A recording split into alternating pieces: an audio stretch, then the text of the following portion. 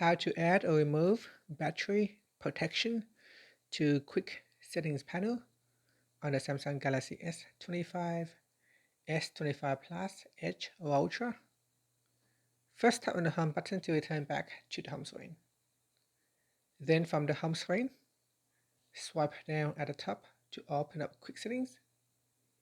In here, tap on the settings, tap on the pencil icon. Then tap on edit.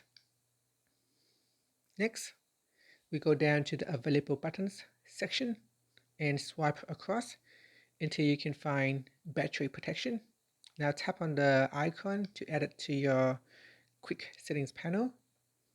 Then at the top here, tap on done, and then tap on done again. Finally, tap on the home button to return back to the home screen. And whenever you want to quickly access your battery protection, just swipe down, then swipe down again at the top panel here to fully expand out your quick settings panel, and then tap on battery protection to turn it on. Here I can switch on it to turn it off.